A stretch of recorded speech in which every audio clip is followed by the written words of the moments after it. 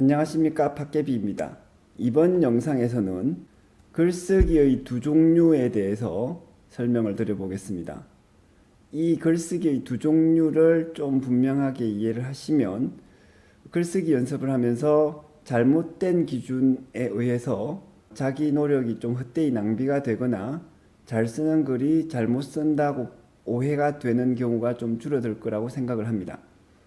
참고적으로 해볼 만한 수학이라는 저의 수학책도 관심을 가져주시면 감사하겠습니다. 자, 글쓰기의 두 종류에는 지금 보시는 것처럼 감성적 글쓰기와 지성적 글쓰기 두 가지가 있다고 볼 수 있습니다. 감성적 글쓰기는 우리가 굉장히 익숙하죠. 우리가 글쓰기를 한다고 하면은 이 감성적 글쓰기를 먼저 떠올릴 정도로 국어 시간에 감성적 글쓰기 중심으로 공부를 하는 경향이 있습니다. 시, 소설, 수필 등 이런 내용들이 감성적 글쓰기의 대표적인 사례들이 되겠습니다. 이 감성적 글쓰기를 문학적 글쓰기라고도 할 수가 있고 혹은 서정적 글쓰기라고도 부를 수가 있겠어요. 어쨌든 간에 이 글쓰기의 핵심은 감성을 표현하는 것이 되겠습니다. 한편 팟개비 채널에서는 주로 이 두 번째 내용인 지성적 글쓰기에 초점을 맞추어서 설명하는 경우가 많습니다. 대표적인 사례로는 논문, 보고서, 서류, 그 다음에 신문, 기사 이런 것들이 다 포함이 되겠습니다.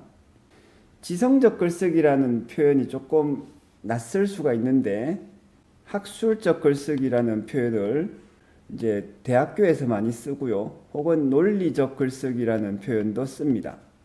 근데 학술적 글쓰기라고 하면 너무 논문이나 보고서 등 딱딱한 내용만 포함하는 느낌이 좀 있고, 논리적 글쓰기라고 하면 내용이 굉장히 논리적이어야 한다는 오해를 불러일으킬 수도 있겠습니다. 그래서 제가 지성적 글쓰기라고 용어를 잠시 쓰겠습니다. 어쨌든 이 용어가 의미하는 바를 이해하기는 쉬울 거라고 생각합니다. 자, 이 각각의 글쓰기의 특징을 한번 알아보겠습니다. 감성적 글쓰기를 먼저 보죠. 우리가 익숙하니까.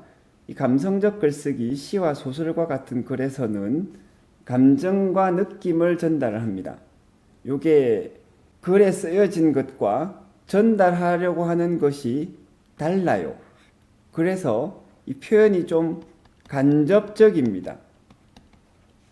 요 점이 중요한데 일단은 사례를 한번 보겠습니다. 서정주 시인의 유명한 식구죠. 23해 동안 나를 키운 건 파라리 바람이다. 이것이 감성적 글쓰기의 한 예가 되겠습니다. 자, 여기에서 무엇을 알 수 있냐면 글에 쓰여진 건 이거예요. 뭐냐? 나를 키운 건 파라리 바람이래요. 자, 이것으로 무엇을 말하려고 하는 거죠? 즉 전달하려고 하는 것이 뭐냐면 정말 자기를 키운 것이 파라리 바람이다. 이 말을 하려고 하는 건 아니겠죠. 바람이 사람을 키울 수가 없잖아요. 그런 이제 약간 불합리한 질문을 할 사람 자체가 없을 겁니다. 왜냐하면 이 문장 자체가 잘 쓰여 있기 때문에, 훌륭한 문장이기 때문에 이 문장이 말하려고 하는 바가 굉장히 분명하게 전달이 됩니다. 그런데 그게 뭐냐? 대체로 예를 들면 내가 바람에게 키워졌다고 할 만큼 좀 집안에서 부모님으로부터 온실 속의 하초처럼 잘 보호받으면서 자란 것이 아니라 바람에 의해서 키워졌다고 할 만큼 세상 속에서 부딪히면서 성장했다. 예를 들면 그런 뜻이 아니겠습니까? 그런 것들을 전달하는 거죠. 다시 말씀드리면 글이 직접적으로 표현하는 내용, 나를 키운 건 파라리 바람이다 하는 것과 그것이 전달하려고 하는 의미가 다르다. 그래서 간접적이다. 이런 것이 감성적 글쓰기의 가장 중요한 특징입니다. 그리고 이때 무엇을 표현하냐면 주로 감정과 느낌을 전달하는 경우가 많아요. 이런 글은 특별한 재능을 필요로 하는 것 같습니다. 어느 정도 이상, 중급 이상 감성적 글쓰기의 능력을 키우는 데는 노력이 많이 필요한 것 같은데 정말 유명한 최고의 시와 소설은 그 사람의 재능을 필요로 하는 것 같습니다. 한편 이와 대조적으로 지성적 글쓰기를 보면 글로 내용과 논리를 전달을 하고요. 글에 쓰여진 것과 전달하려고 하는 것, 즉 내용과 논리가 글에 정확히 그대로 있습니다. 같죠. 그래서 굉장히 좀 직접적입니다. 예를 한번 보겠습니다. 2000년부터 2010년까지 10년간 우리나라 1인당 GDP는 약 1.8배 증가했다. 요게 지성적 글쓰기의 한 사례죠. 이것이 말하려고 하는 바가 뭐다?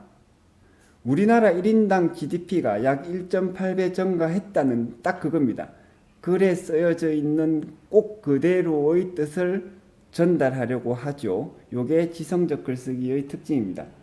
이 정도라면 이런 특징을 가진 직접적인 글쓰기의 능력이라고 하면 이제 지적인 훈련을 충분히 수행을 했을 때 조금 글쓰기의 재능과는 상관없이 더 많은 사람이 이것을 잘할 수 있다라고 생각을 합니다.